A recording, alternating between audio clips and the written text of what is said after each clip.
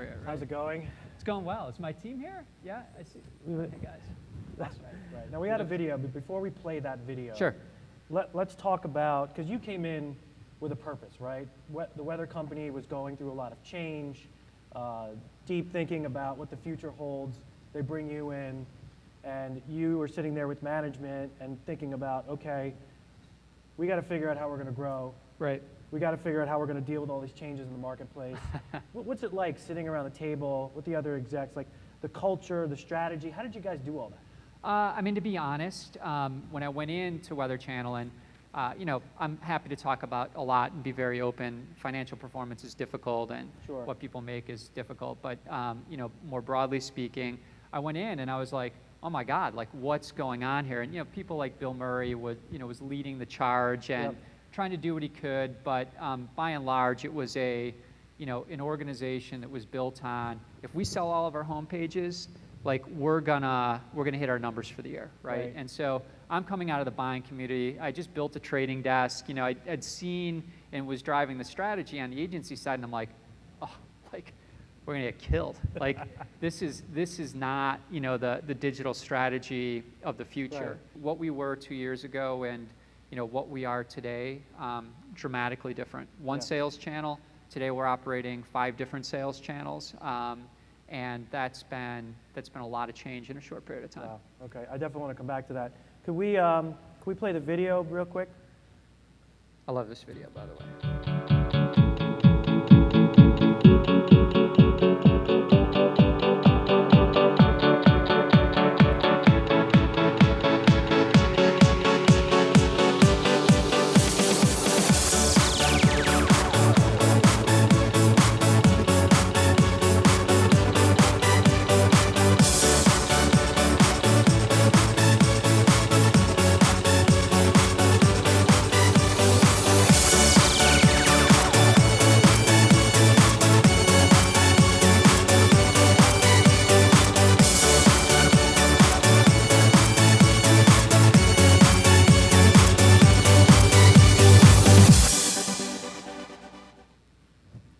Pretty good stuff.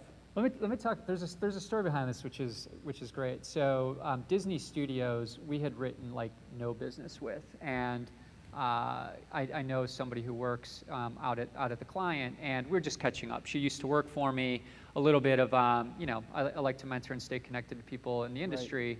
And she was we're just talking about what we were doing in mobile, and we were just about to release, and I know people talk about native and all the other things that are going on out there. We're just about to release our branded backgrounds, and I think that you could see on the phone there that you had different graphics from Oz. And when I was sharing this with Juhi, I'm like, boy, we're actually doing more with storytelling, because I think a lot of the entertainment clients and others are like, man in a map, there's a forecast. If you're an insurance company, it makes a ton of sense.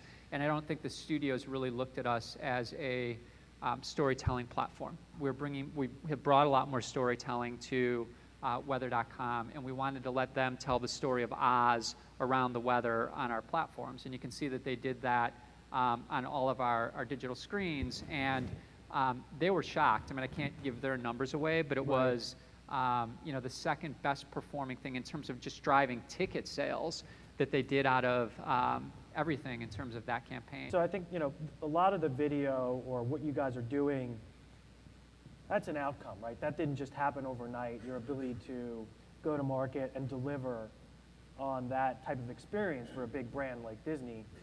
Talk to us about the sausage making that went behind that, right? Because none of this existed when you walked in.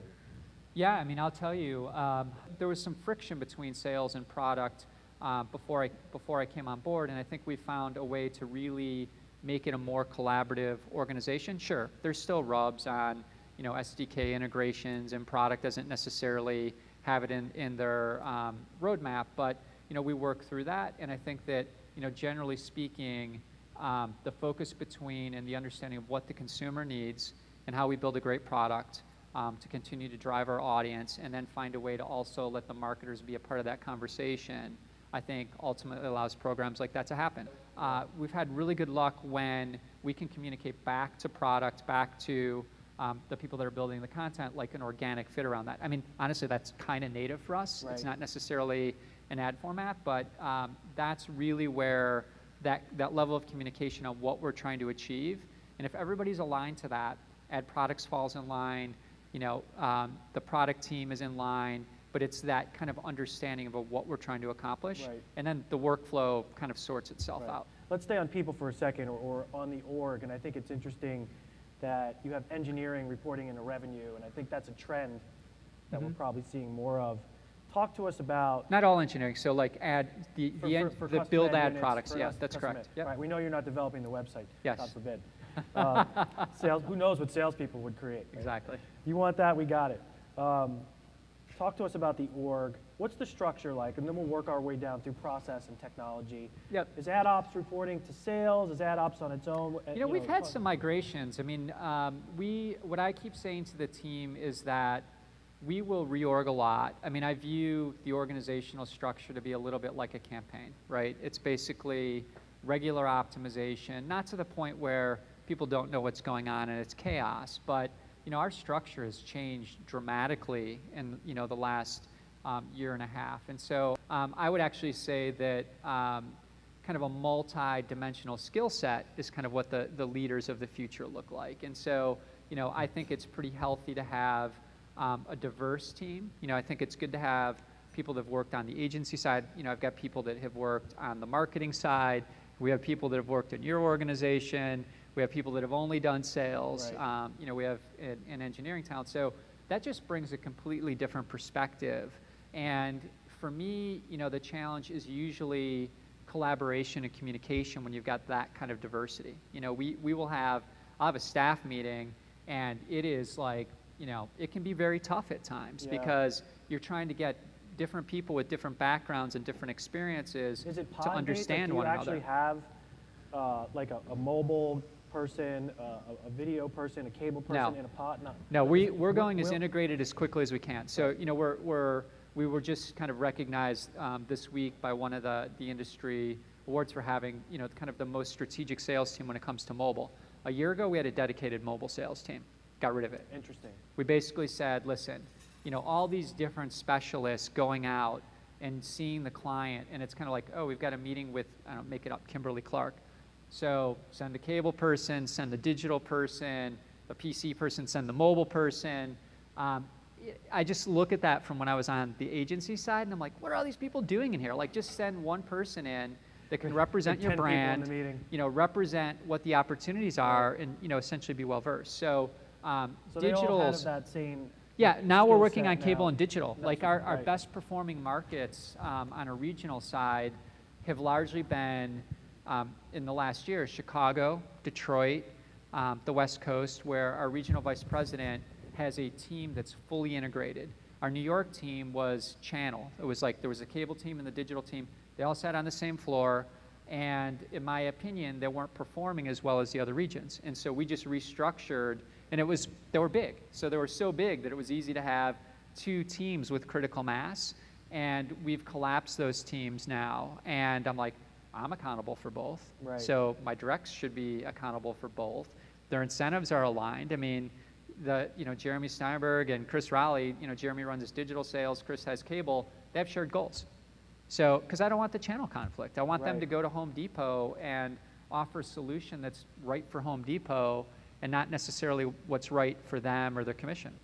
You and I met briefly a few weeks ago. We were in Miami. The OPA, right? The OPA. And there was a lot of talk about storytelling and cross-platform and integrated content. And we talked about, how you're, programmatic direct and what is that and what should operative be doing about it. And I told you our opinion that we should focus on sales enablement things versus something that a buyer would initiate.